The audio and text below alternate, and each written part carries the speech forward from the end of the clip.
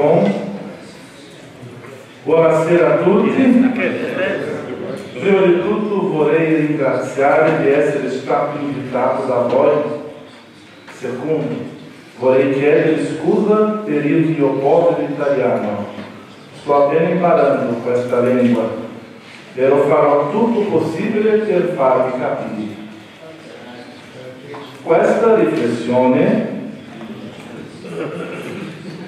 ha lo scopo di suscitare domande sui problemi incontrati con la nuova realtà della comunicazione in cui viviamo, frutto dei rapidi progressi tecnologici che in particolare hanno segnato gli ultimi decenni. Inizialmente lanceremo 3 condizioni che guideranno la nostra esposizione. In seguito lanceremo un breve sguardo alla comunicazione di Cristo e Francesco e infine qualche provocazione intorno alle potenzialità ed ai rischi della rete, per finire con alcune proposte concrete che permeano la nostra vita e missione. Andiamo ai 3 presupposti. Primo, la comunicazione è un processo dinamico e relativamente raro che marca e trasforma quelli e quelle che vi partecipano. Questa ipotesi ci fa percepire la comunicazione come qualcosa che va al di là della trasmissione, trasferimento, spostamento dai dati o informazioni provenienti da un emissore ad un ricettore come un processo lineare. Questo linguaggio schematico è entrato nello studio della comunicazione a causa del tentativo di comprendere il processo di comunicazione a partire dalle categorie offerte dalle scienze fisiche. Tali scienze pensano alla comunicazione a partire da sistemi non umani, come le reti elettriche e idriche, sistemi di trasporto, eccetera. Tuttavia, quando si fa riferimento alla complessità degli esseri umani, queste categorie sono insufficienti per capire tutto il dinamismo di questo processo che permea la cultura, la fisiologia, la costituzione emotiva, gli elementi intimi e soggettivi di ogni persona e anche di mistero che ogni essere umano in se stesso rappresenta.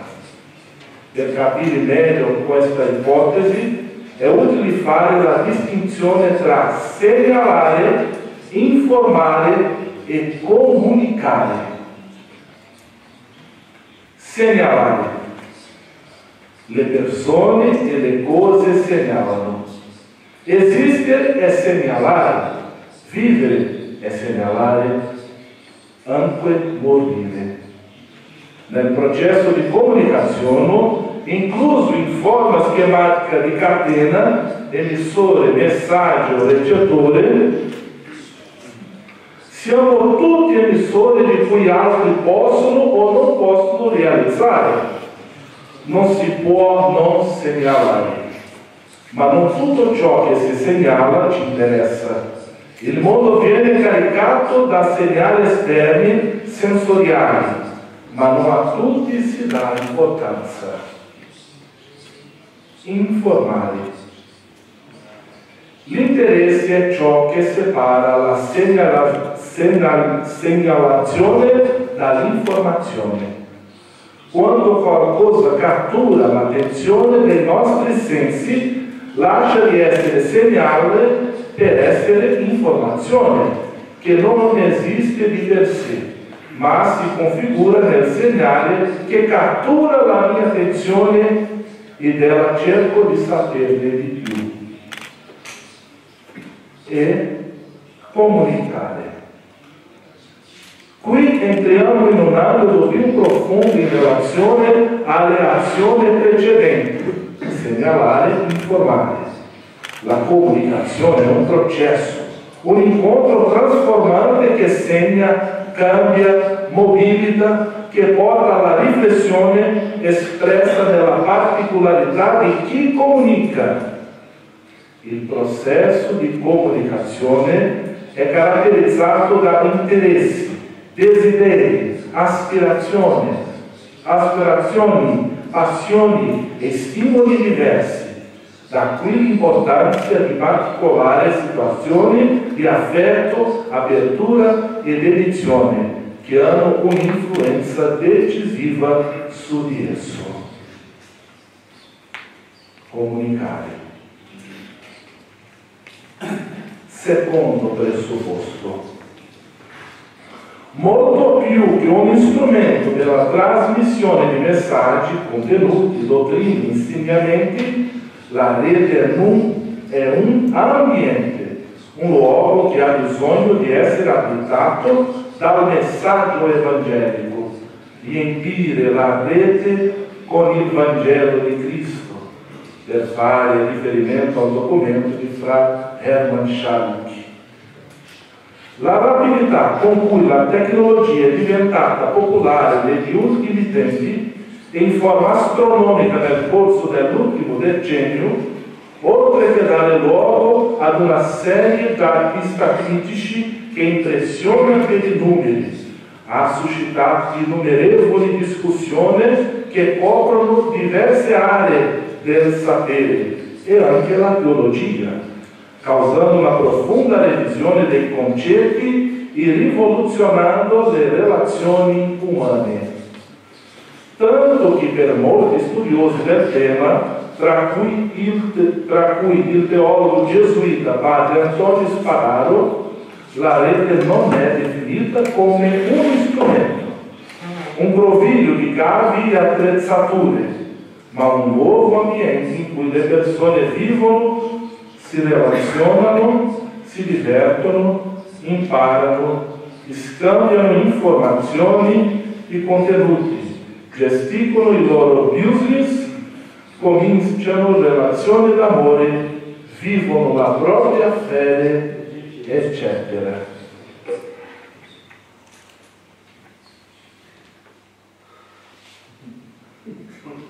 Matrimonio per Facebook. Fidelidade online e offline. What have you done in your life? Didn't you read my tweets? Questi sono alcuni numeri che rivelano il grande progresso dell'internet nel Brasile e nel mondo. 2002, 2012, dal Brasile in Brasile.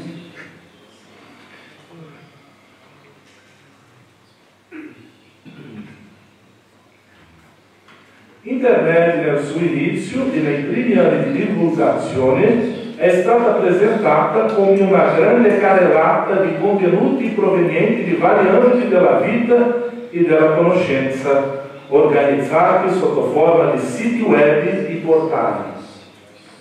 Dal 2004, con l'avvento del web 2.0 e quindi di molte piattaforme, Twitter, Facebook, LinkedIn, Instagram, WhatsApp e dispositivi, smartphone, iPhone, iPad, tablet, eccetera, si può tranquillamente dire che siamo immersi in un ambiente nuovo, denominato virtuale o digitale, un concetto che non si oppone o contraddice a quello che convenzionalmente si chiama del reale e della realtà.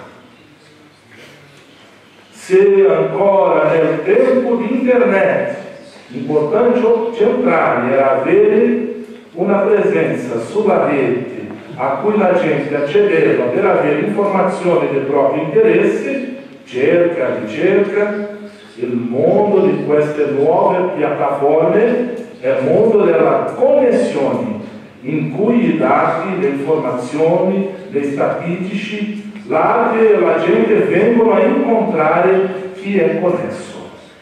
Pertanto, la partecipazione in rete, che in precedenza si configurava principalmente come un esercizio di ricerca, diviene un lavoro di selezione su che cosa conviene o non conviene ricevere, download, eccetera, eccetera. È il mondo della velocità, della prossimità, del superamento delle barriere di spazio e di tempo.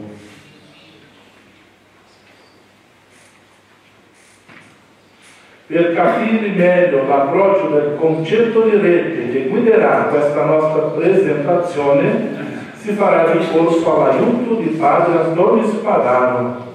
Io chiedo a Fra Salvatore di leggere, per favore. Internet.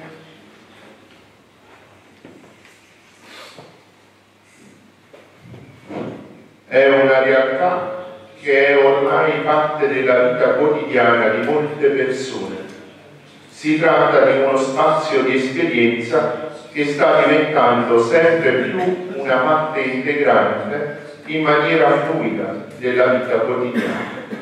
Un nuovo contesto esistenziale non è un semplice strumento di comunicazione che si può o non si può utilizzare. È effettivamente un modo di abitare il mondo e di organizzarlo. Grazie.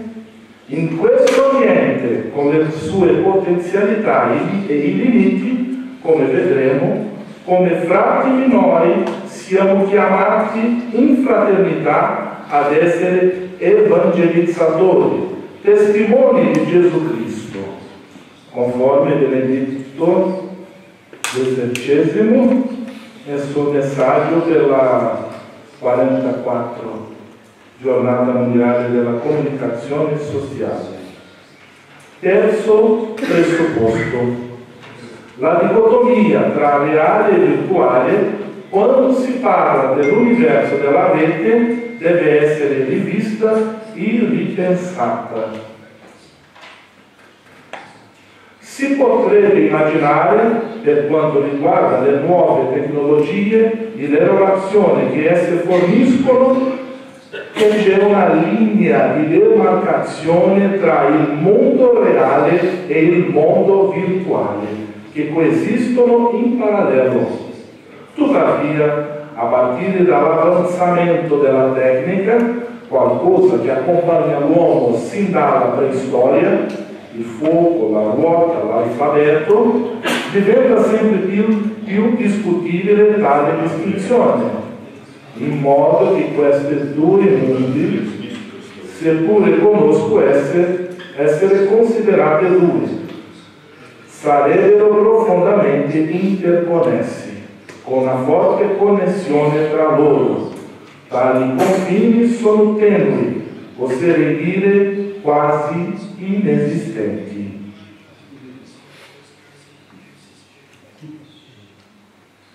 Inoltre, come indicato da padre Spadaro, agendo nel mondo vitale, i processi mediatici arrivano a dare forma alla propria realtà. Essi interferiscono incisivamente nell'esperienza delle persone e permettono un ampliamento delle capacità umane, dall'influenza più o meno consapevolmente che esercitano dipende in gran parte la percezione di noi stessi, degli altri e del mondo. Ripensare questa dicotomia significa anche tenere in considerazione uno sguardo critico e riflessivo intorno alle interpellanze che presenta. La migrazione dalle forme di relazionamento personale a forme mediate da sistemi elettronici traspone per un schermo incontri, matrimoni e perfino proposte di vita in comune che si verificano in gran parte attraverso lo schermo della rete dei computer. Definendo la rete come un luogo emozionalmente caldo, padre Spadaro ricorda: La rete è anche potenzialmente molto confidenziale, perché permette di parlare di cose se stesse che difficilmente una persona direbbe nella normale vita quotidiana. Si può avere un'apertura completa e un alto livello di autenticità e anche cadere in una spontaneità sconfinata e senza pudori. È un rischio. Più tardi, quando rifletteremo sui rischi posti da questo ambiente virtuale, saremo provocati a stare in guardia per quanto riguarda una possibile euforia o ingenuità in questo contesto che può davvero lanciare noi stessi nel precipizio dell'alienazione. In culto di sé, la superficialità e altre posture e atteggiamenti che ci disumanizzano.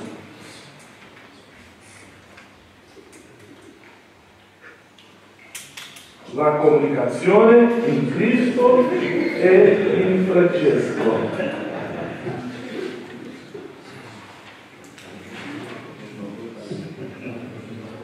Ancora per guidare il nostro cammino guardiamo a Cristo e a Francesco e facciamo alcuni cenni su come il tema della comunicazione pervase la vita e la storia del Figlio di Dio e del poverello. La comunicazione in Cristo o di Cristo.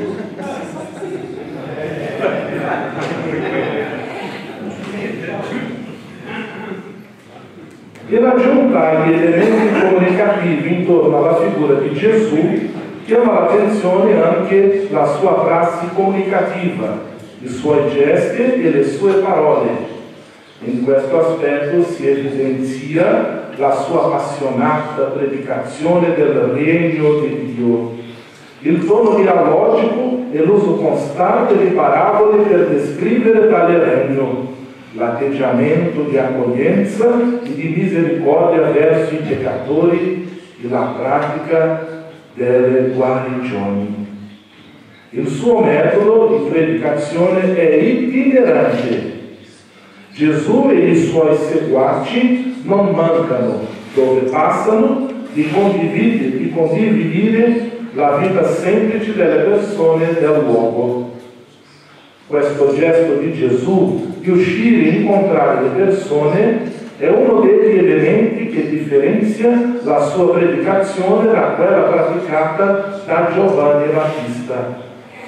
Mentre Giovanni si rifugia nel deserto a predicare il battesimo di penitenza e invitare la gente a uscire per andare al suo incontro, Gesù sceglie di partire egli stesso in cerca dell'essere umano, in particolare di quelli che si consideravano esclusi da ogni predicazione religiosa.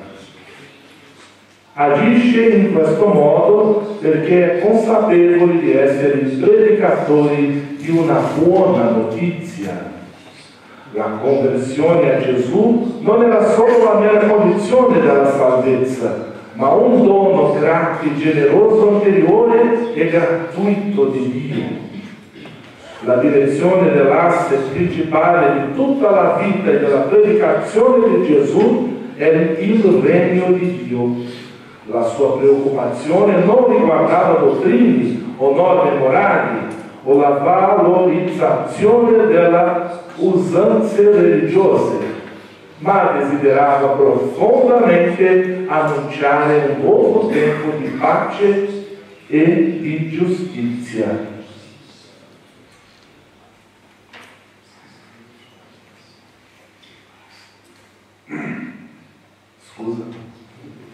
Nel suo annuncio itinerante, Gesù assume un tono dialogico, una predicazione personale, diretta e dialogica. Il dialogo a volte è suave e fluido, altre volte teso e polemico.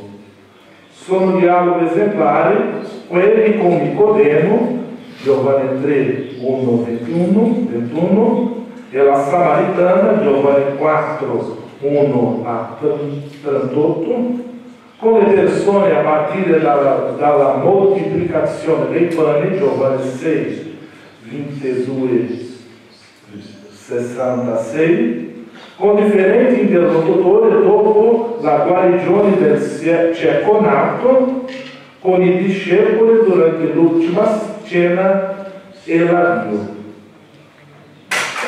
Oltre all'uso di parole, il dialogo con Gesù poteva anche essere segnato da un profondo silenzio, come l'incontro con la peccatrice che gli unge i piedi.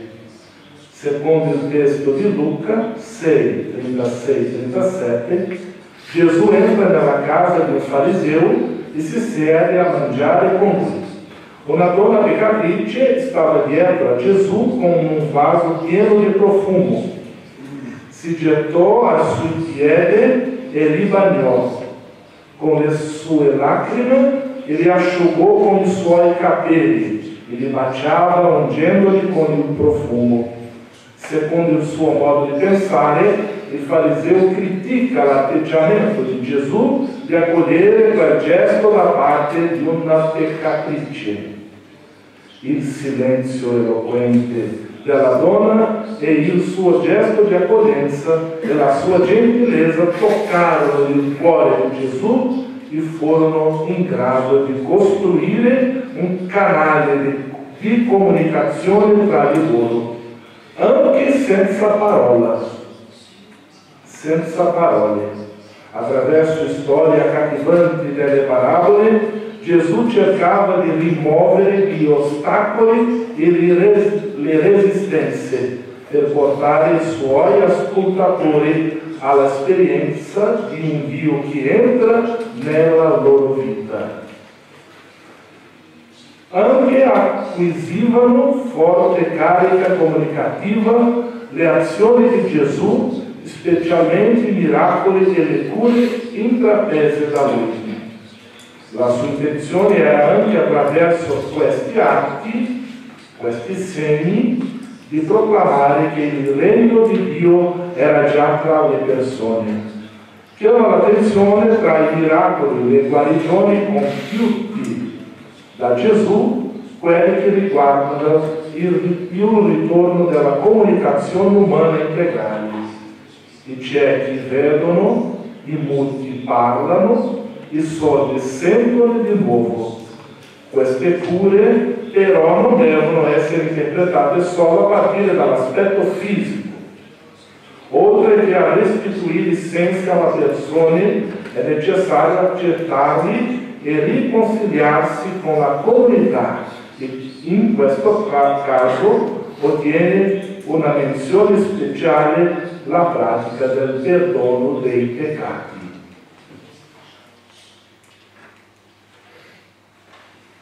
La comunicazione del Francesco. Partendo dal concetto più ampio di comunicazione proposto qui, proviamo a identificare rapidamente gli elementi della vita e degli scritti di San Francesco che possono andare incontro ad una tale prospettiva, partendo dal presupposto che il poverello riuscì a comunicare intimamente con il Signore e per questo che fino ad oggi riesce a comunicare al mondo le virtù, i sogni e la forza di una vita consacrata alla buona novella della vita di Cristo.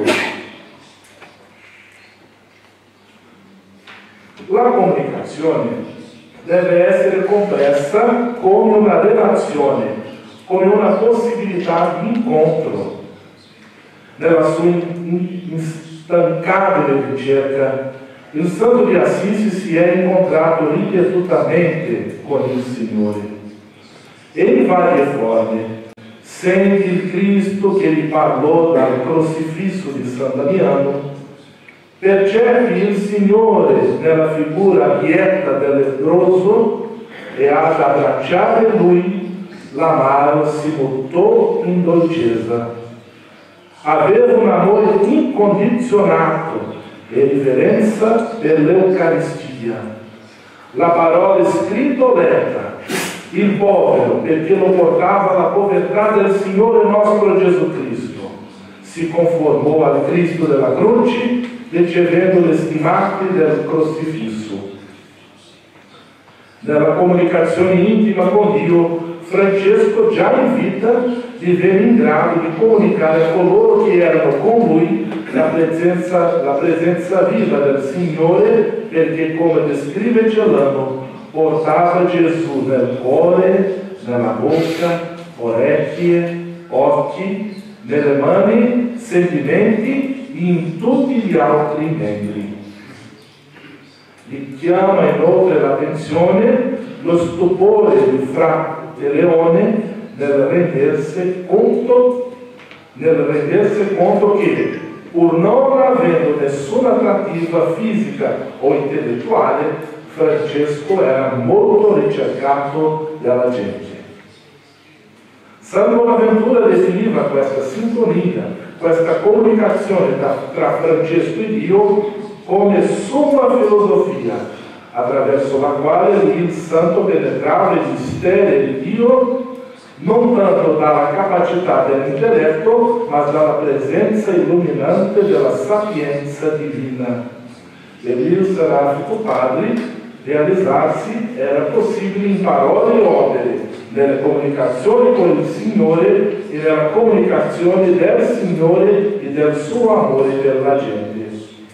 Nella comunicazione, oltre alle persone coinvolte e alla materialità, c'è qualcosa di intangibile che è imprendibile dalla ricerca empirica o convenzionale. Trattasi di segni extralinguistici, carichi di valori comunicazionali. Oltre alla proclamazione esplicita delle parole, Francesco invitava a predicare con la vita attraverso la testimonianza e le opere. Voleva che i suoi frati, predicatori itineranti, fossero privi di qualsiasi appoggio materiale e legale. Unica richiesta doveva essere la povertà evangelica. Per quanto riguarda la diffusione delle parole, il Santo d'Assisi seppe andare oltre la presenza personale. Si serve di lettere circolari, promise benedizione a coloro che avrebbero trascritto. Se fosse su Facebook, che compartiva sarebbe benedetto. E sollecitò che fosse letto il contenuto agli illiterati. Anche se per ricorrere a segni, l'abito, il tao, la benedizione di San Francesco, il saluto di pace e bene che comunicano la vita e la testimonianza di fraternità iniziata dal Serafico Padre. Più che la significazione, la comunicazione opera nel campo del significato, che si riferisce al modo in cui ciascuno sente le cose, l'esperienza.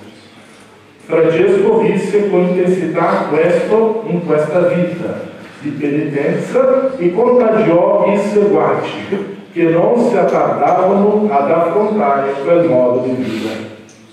Tenendo conto che la comunicazione è un evento che si realizza nell'incontro di diversi variabili, si deve evidenziare l'ispirazione di Francesco di proporre il presepe di Grecia.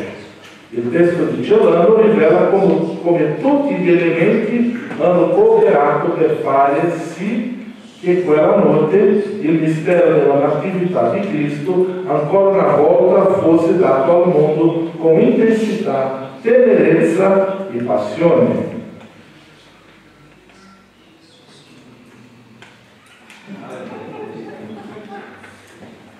C'è una segnalazione.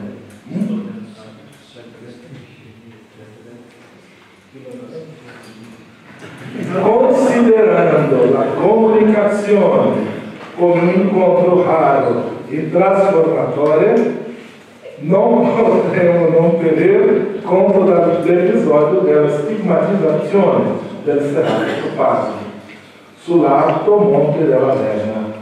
Francesco portava con sé un profondo desiderio di comunicazione con Cristo, per sentire nel cuore, per quanto fosse possibile, lo stesso amore che il Maestro sentì nel suo consegnarsi sulla croce e che il corpo stesso sperimentasse gli stessi dolori del Salvatore.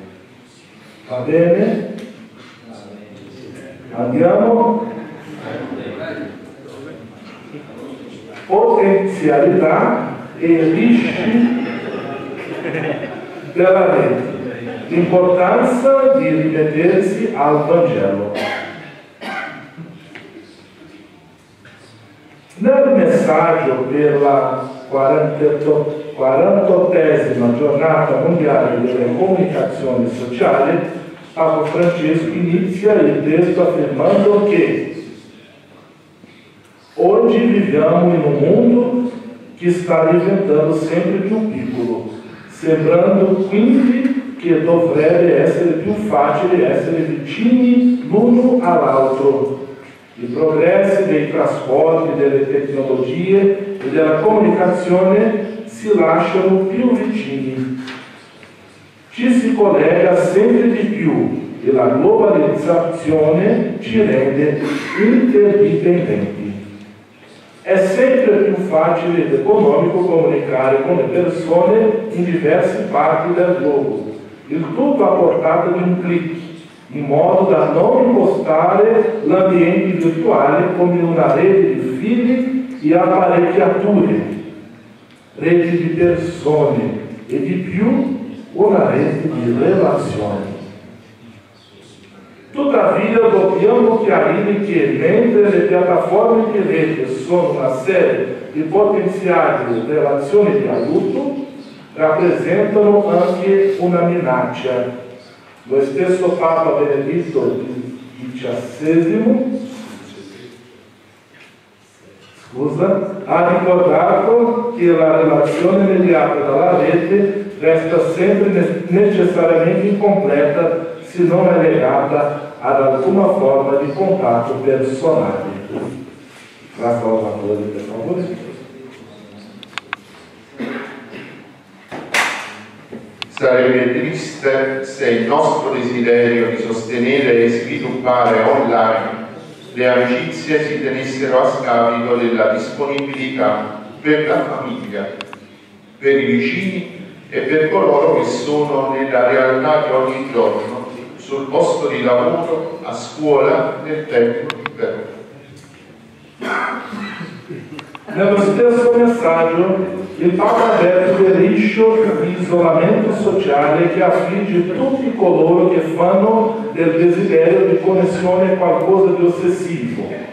È importante sottolineare che la rete chiamata per la connessione, nel caso di isolamento leggero, sta tradendo se stessa.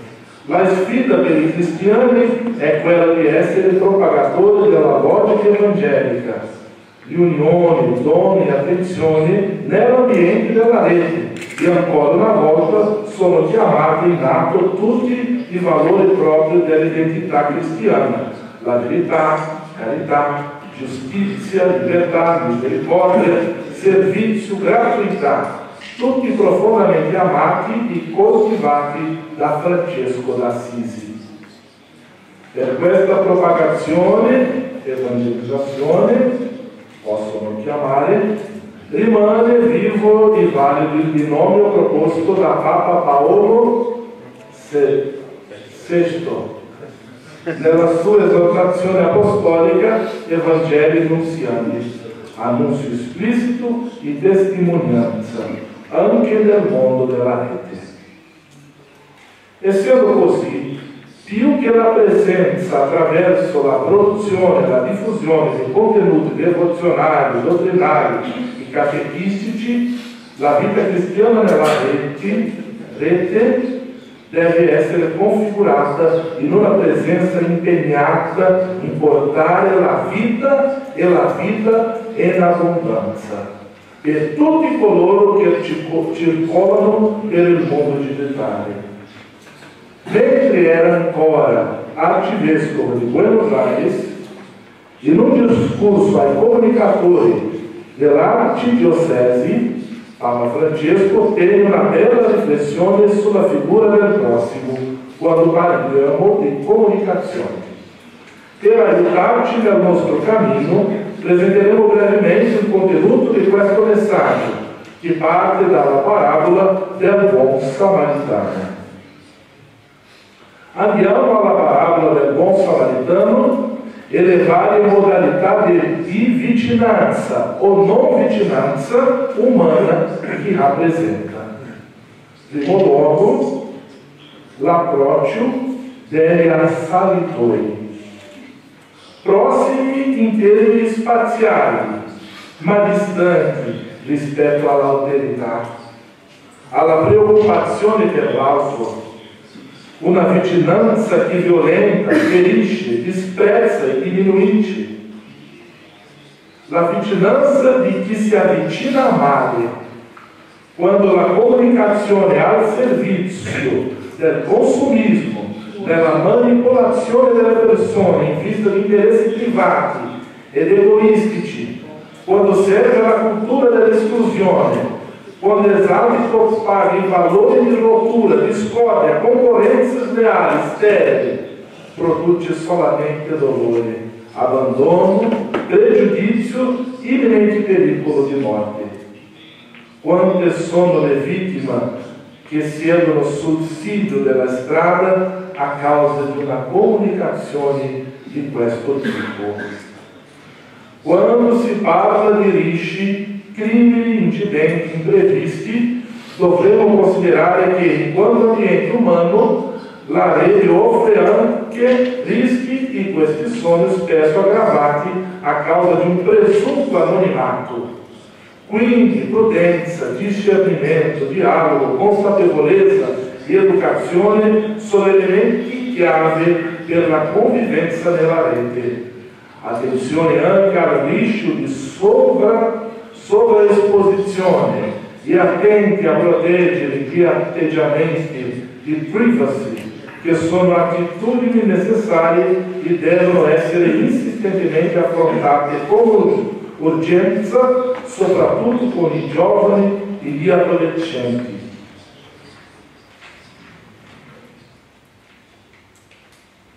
Un altro rischio, mesmo da essere messo in evidenza, e che a prima vista può sembrare paradossale, è che l'ambiente di rete ci lascia privi di una visione più ampia in relazione al mondo, alla vita, alla realtà. Ma come? Un ambiente con una grande possibilità di espansione dei legami e della relazione ci può portare a tale chiusura. Mi spiego.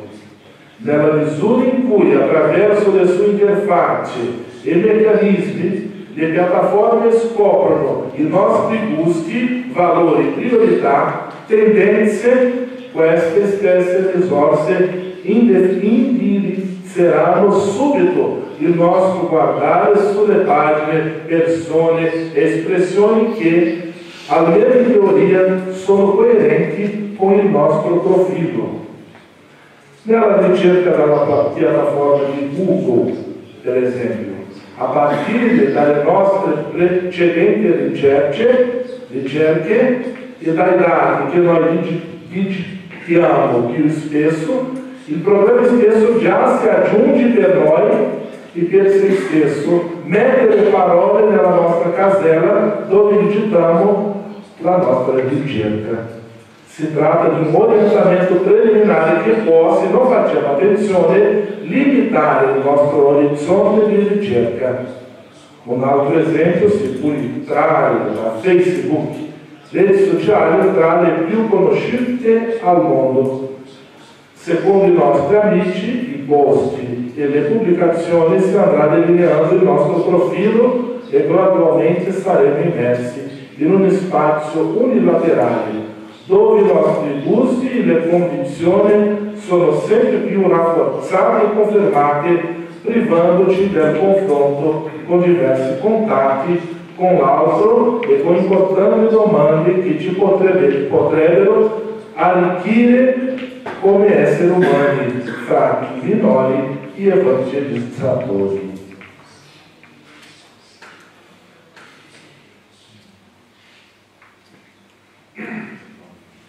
Il mancato avvicinarsi dei sacerdoti e della vita. Erano così vicini in termini di cultura e nazionalità, ma erano troppo lontani in termini di umanità. È la comunicazione di esclusione che passa lungo la sofferenza umana e non si commuove. Comunicazione che vede solo il proprio uomo ricco, che si chiude nella sua piccola rete di interessi. È la cultura della invisibilità che vede solo ciò che conviene. L'approssimarsi del samaritano. Questo è sorprendente e sconcertante, che l'uomo malvisto dai giudei trascende ogni barriera di differenza e si rende vicino a colui che ha bisogno. Si fa prossimo senza alcun interesse personale, mette a disposizione il suo tempo, la sua forza fisica, la sua cavalcatura, le sue risorse economiche e la coltivazione di una comunicazione che cerca la vicinanza, la promozione della vita, la fornitura di servizi, la guarigione delle ferite dell'altro, la sua liberazione integrale in tutte le sfere dell'esistenza. Tutto il nostro dispositivo di comunicazione, le nostre risorse tecniche e umane devono essere al servizio di questo modello comunicativo, caratterizzato dalla verità, dall'etica, dalla trasparenza, dalla promozione della persona, dall'umanità, proprio di colui che intende evangelizzare. Il buon samaritano di oggi passa non solo per le strade, stradini, vicoli delle città, ma anche nelle vie delle comunicazioni, ed è contro una cultura del consumo, dello sfruttamento, dell'egoismo, di morte che dobbiamo camminare anche nella rete, come il Papa ci esorta. Per favore. Non basta passare lungo le strade digitali, cioè semplicemente essere connessi, occorre che la connessione sia accompagnata dall'incontro vero. Non possiamo vivere da soli, rinchiusi in noi stessi. Abbiamo bisogno di amare ed essere amati. Abbiamo bisogno di tenerezza.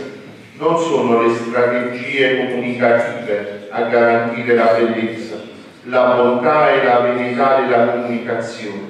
Anche il mondo dei media non può essere alieno dalla vita per l'umanità ed è chiamato ad esprimere tenerezza. La rete digitale può essere un luogo ricco di umanità, non una rete di figli, ma di persone umane. Grazie. Quando navighiamo nell'ambiente della rete, abbiamo anche bisogno di essere portatori del dono del Vangelo. Documento finale del capitolo generale 2009. Il Vangelo della gioia, promuovendo l'Epifania del Signore, portando i cittadini della rete alla trasformazione interiore che viene dall'incontro personale con il Signore. E per finire, alcune proposte che permeano la vostra vita e missione. C'è tempo? C'è tempo? Prima proposta. Approfondimenti sulla comprensione che la rete non è un strumento per l'evangelizzazione, ma l'ambiente dove dobbiamo vivere e testimoniare il Vangelo.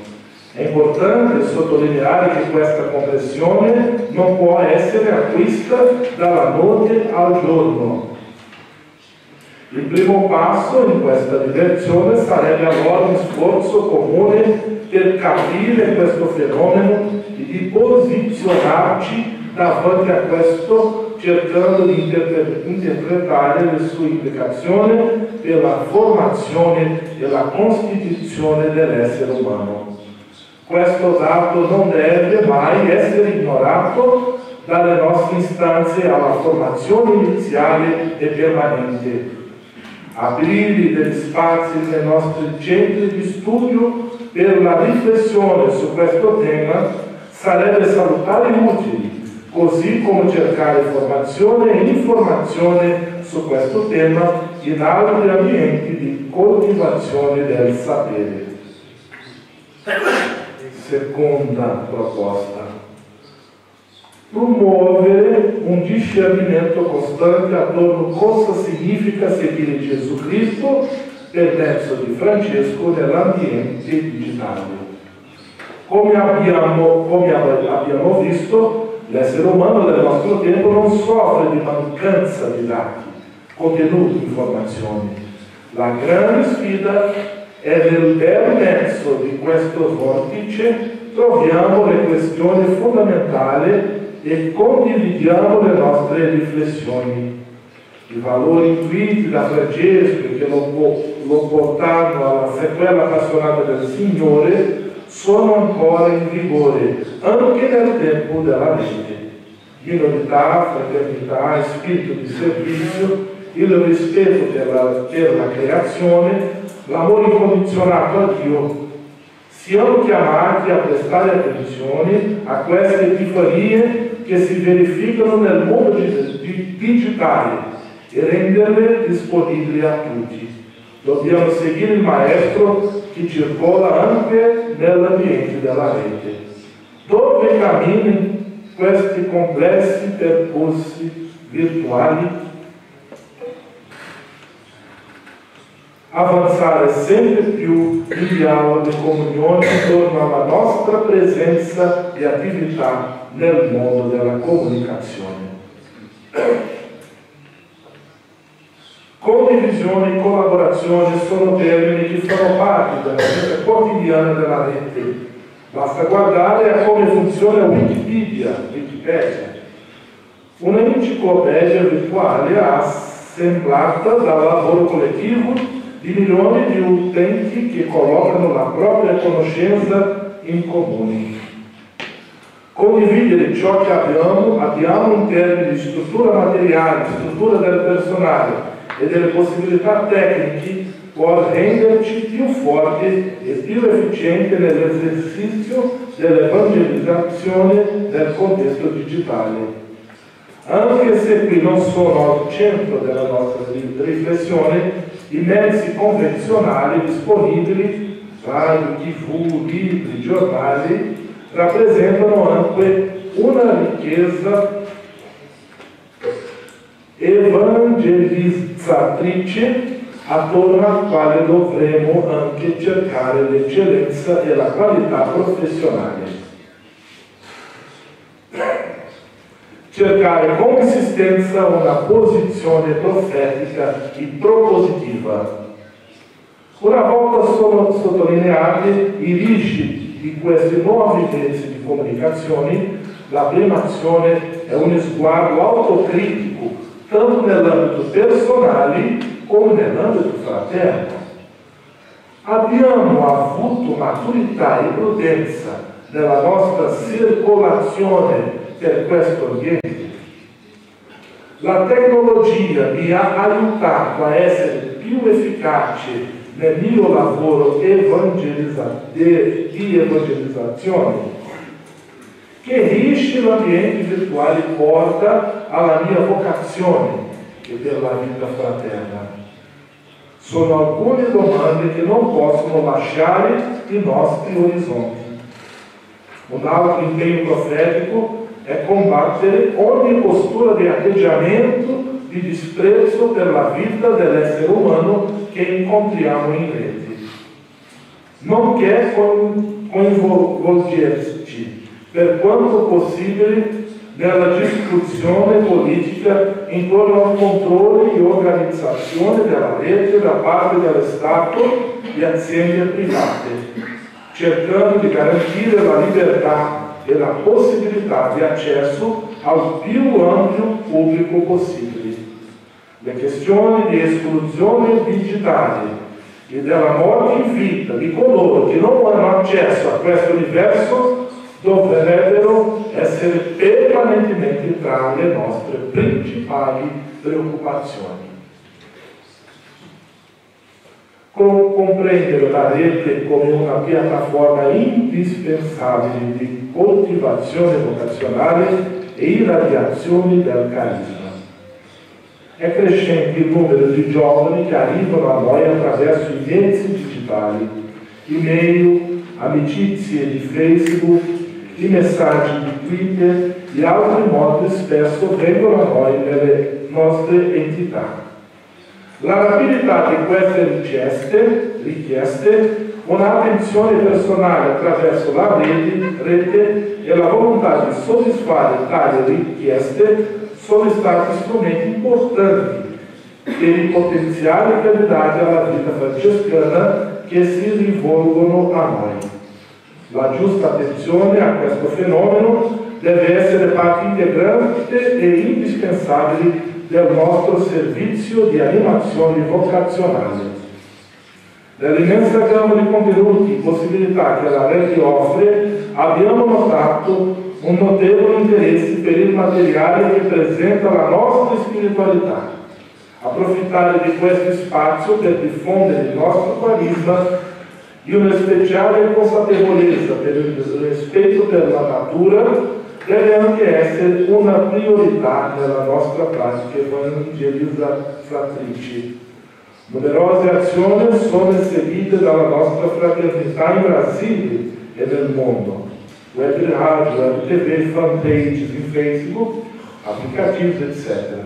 Tuttavia, molto più ancora può essere fatto. Scommettere nella potenza di piccole iniziative. La comunicazione popolare e partecipativa deve essere il lievito nella pasta della nostra pratica in quanto fraternità evangelizzatrice, senza negare l'influenza di ciò che si è conosciuto come il mass media. Abbiamo anche bisogno di staccarci dalla tentazione di megalomania e di scommettere sulla forza di ciò che è discreto, povero, alternativo. Verso questa modalità comunicativa ho l'impressione che il nuovo ambiente creato dai media, internet e sociali possa essere favorevole a questo luogo della presenza effettiva attraverso blog, videos, produzione di web TV, web radio, diffusione di articoli, materiali di formazione, mobilizzazione delle persone, senza mai contrastare la richiesta degli incontri personali e cercando di sostituirli. E per finire, rivendere il concetto di successo rispetto alla pratica della comunicazione. Nel campo della comunicazione dobbiamo superare ogni tentazione di trionfalismo.